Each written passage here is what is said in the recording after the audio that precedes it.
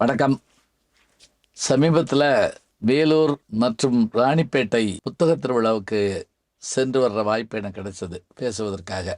எப்போதும் வழக்கமாக வேலூர் போனால் அந்த கோட்டைக்கும் உள்ள இருக்கக்கூடிய கோவிலுக்கும் போயிட்டு வர்றது வழக்கம். அருகில் இருக்கக்கூடிய சோளிங்கர், அதாவது மலை மேல் இருக்கக்கூடிய யோக நரசிம்மரை பார்க்கணும்னு நான் பல முறை முயன்றிருக்கேன். திருவண்ணாமலையிலிருந்து வேலூர் போகிறப்ப எப்படி போயிடணும்னு யோசிப்பேன். இந்த முறை அதற்கான வாய்ப்பு கிடைச்சது.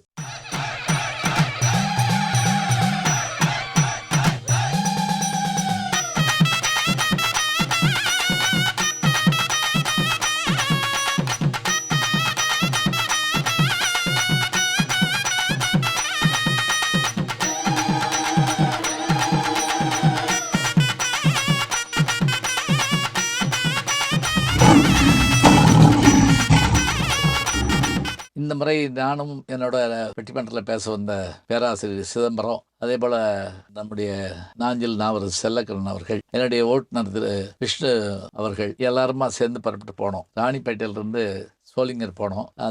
நாங்கள் போகிற போதே அந்த மலையினுடைய அழகை பார்த்தீங்கன்னா அவ்வளோ அருமையாக இருந்தது.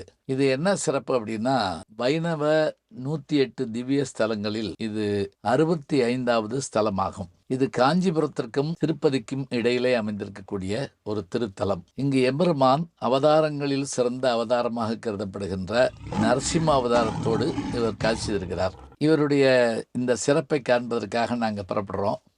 அங்கே போகிறபோது எவ்வளவு தூரம் உயரம்னு கேட்டேன் நான். 2000 படி ஏறி. ஆமாம் சார், 2600 படி. 2610 படி சார். 2610 படி போகிறதுக்கு வரதுக்கு சேர்த்து. சரி. 1305 படிகள் இருக்குன்னு சொன்னாங்க. அதாவது மேலேயும் கீழேயும் போயிட்டு வந்து இறங்குறதா இருந்தால் 2210 படி ஏறி இறங்கணும். எப்படி அந்த காலத்தில் மக்கள் ஏறி இறங்கினாங்களோ நமக்கு தெரியல. இந்து சமய அறநிலைத்துறை சேர்ந்த பெருமக்கள், அதனுடைய அமைச்சர் சேகரபாபு உள்பட அவர்களுடைய முயற்சியால் மின்வட கம்பின்னு சொல்லக்கூடிய அந்த ரோப் கார், ஆமாம் சார், இதுதான் சார் ரோப் கார்.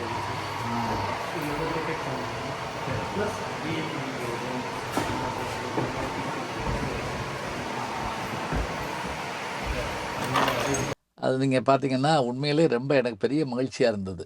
சிங்கப்பூர் மலேசியாவில் இருக்கிற மாதிரி இதை அமைச்சிருக்கிறாங்க. பழனியில் கூட இருக்குது. இந்த ரோப் காரில் போகிறதா இருந்தால் அங்கே அதனுடைய அதிகாரியாக இருந்த நல்லப்பன் வந்து எங்களை வரவேற்றார். அதில் போகிற போது 4.5 நிமிஷத்தில் மேலே போயிடலாம். எல்லாருக்கும் போக வர 50 ரூபா, 100 ரூபா. கீழே வந்த உடனே பிரசாதம் கொடுக்குறாங்க. அங்கே அவங்க வந்து போகிறதுக்கான அந்த எல்லா வசதிகளும் செஞ்சு வச்சுருக்குறாங்க. 2 பேர் ஜெயில் பென் போட்டிருக்காங்க. ஆமாம், ரெஸ்ட் ரூம், டாய்லெட்.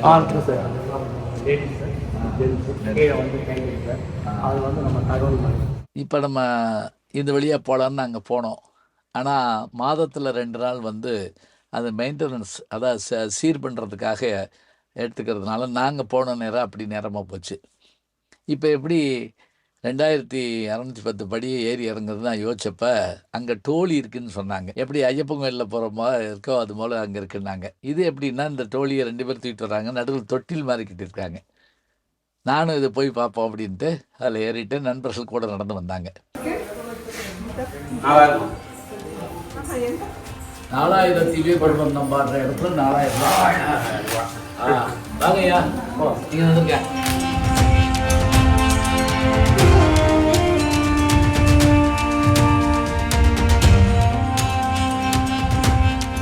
அற்புதமான அழகுங்க அந்த படிக்கட்டில் நம்ம பயணப்படுறப்ப. இருபுறமும் வானரங்கள் பார்த்தீங்கன்னா, வானரங்கள் கனி கொடுத்து மந்தியோடு கொஞ்சம், மந்தி சிந்து கனிகளுக்கு வான்கவிகள் கெஞ்சும்னு குற்றால குறவஞ்சியில் சொல்கிற மாதிரி இங்கே இந்த வானரங்கள் நம்ம கூட வருது. இந்த கோயிலுடைய போகிற வழியிலேயே அம்பாளுடைய சன்னதி, பழைய சன்னதி இருக்குது. பார்க்குறதா தாயாருடைய சன்னதியாக இருந்திருக்கு ஒரு காலத்தில், பழைய சன்னதி.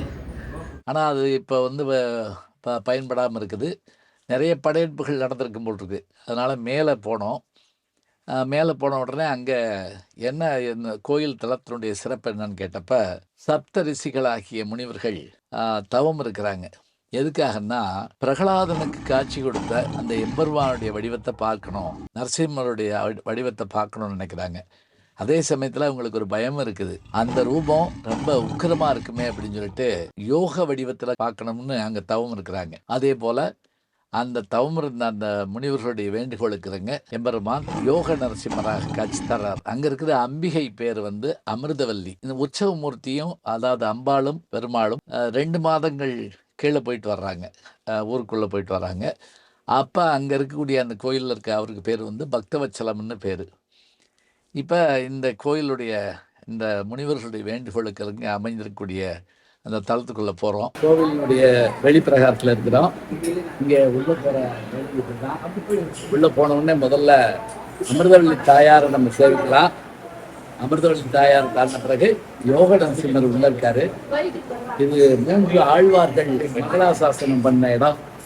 அந்த 3 ஆழ்வார்கள் மங்களாசாசனம் பண்ண இடத்துக்கான ஆதாரம் என்னன்னா, வாசல்ல உள்ள நுழையிற போதே திருமங்கையாழ்வாருடைய அந்த பாசுரமும், அதே போல பேயாழ்வாருடைய பாசுரமும் நம்மாழ்வாருடைய பாசுரமும் முன்னாடி போட்டிருக்காங்க. இங்க இருந்த கோவில் அர்ச்சகர்கள் நமக்காக என்ன பண்ணாங்கன்னா, அந்த பாசுரங்கள் எல்லாம் பாடி தலைவரலாறு சொன்னாங்க. உற்சவர் வந்து கீழே போயிருக்காங்க. அவங்க அந்த 2 மாதம் முடிஞ்ச பிறகு இங்கே திரும்ப வருவாங்கன்னு சொல்லி சொன்னாங்க. நம்ம கோயிலை வளம் வருவோம். ஏறத்தாழ 1305 படிகள். ஏறுற போது இறங்குற போது அதே படி தான் இருக்கு. ரோப் கார் இருக்குது. இன்னைக்கு அந்த மெயின்டெனன்ஸால் நாங்கள் ஒரு வழியாக வந்து சேர்ந்துட்டோம். வர்றவங்க எல்லாம் 4.5 நிமிஷத்தில் வந்துடலாம். போக 50 ரூபா, வர 50 ரூபா தான் சொன்னாங்க. நாங்கள் அங்கேயும் போய் பார்த்து வந்தோம். எல்லாரும் குடும்பத்தோட வாங்க, யோக நரசிம்மர் எல்லா அருளையும் தருவார். கைகள் தவ வடிவத்தோடும் சங்கு சக்கரத்தோடும் மார்பிலே எப்போதும் இருக்கக்கூடிய அந்த மரகத கல்லோடும் எம்பெருமான் காட்சி தருகிறார். இந்த மலைக்கு பெரிய மலை என்று பெயர். பக்கத்திலே அருகிலே சின்ன மலை என்று இருக்கிறது. அதில் ஆஞ்சநேயர் காட்சி தருகிறார். அந்த ஆஞ்சநேயரும் யோக ஆஞ்சநேயராக இருப்பதால் அவர் 4 கரங்களில் 2 கரங்களில் சங்கு சக்கரம் வைத்திருக்கிறார். 2 கரங்களை சாதாரணமாக தவ நிலையிலே அமர்ந்திருக்கிறார். இது சின்னமலை என்கிறார்கள். அது 406 படிகளை உடையதாக இருக்கிறது. நாங்கள் இந்த பெரிய மலையில் மட்டுமே சென்று வந்தோம். உள்ள போய் சாமி தரிசனம் பண்ணோம். அமிர்தவல்லி தாயாரையும் யோக நரசிம்மரையும் பார்த்துட்டு நம்ம வெளியில் வர்றோம். வாங்க, எல்லாரும் குடும்பத்தோட வாங்க.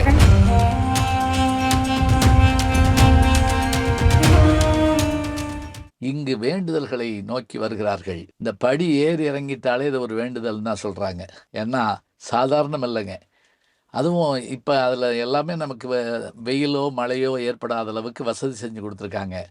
ஆனாலும் கூட இதுக்கு நீங்கள் பயணப்படுறதா இருந்தால் கொஞ்சம் அதிகாலையில் போயிட்டோம்னா அந்த வெயில் நேரத்துக்கு முன்னாடி உள்ளே போயிட்டு வந்துடலாம்.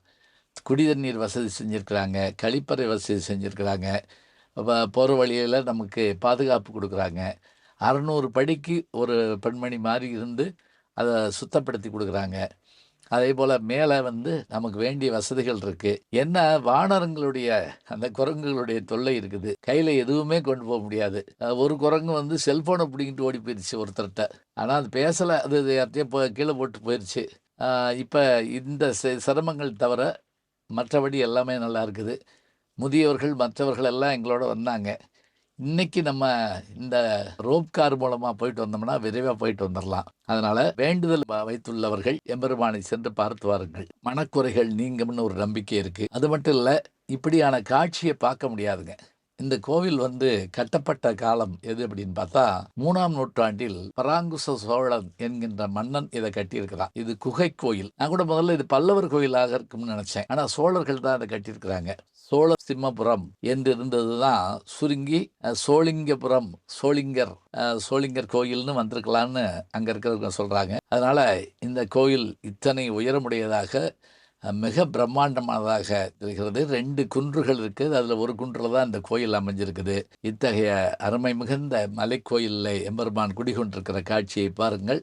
யோக நரசிம்மராக இருந்து அவர் சாந்தமூர்த்தியாக அமிர்தவல்லி தாயாரோடு நமக்கு காட்சி தருகிறார். மறக்காமல் ஒரு முறை சென்று வாருங்கள்.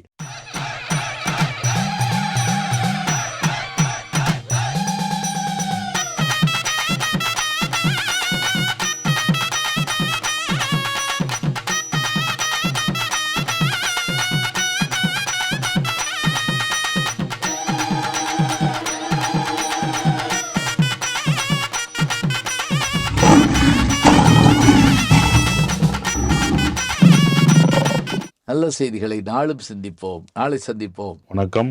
ஜி ஞானசம்பந்தன் யூடியூப் சேனல் பாருங்கள். உங்களை தேடியே உங்கள் வீட்டுக்கு வருது. கேட்காம ஒரு விஷயம் உங்களை தேடி வருது பாருங்கள், அதை பிடிச்சி வச்சுக்கோங்க. நம்முடைய யூடியூப் சேனலை சேர்ந்து Instagram, Facebook, Twitter, blog, WhatsApp channel என்று அத்தனையிலும் நான் முன்தொடர்ந்து செல்கிறேன். நீங்கள் பின்தொடர்ந்து வாருங்கள்.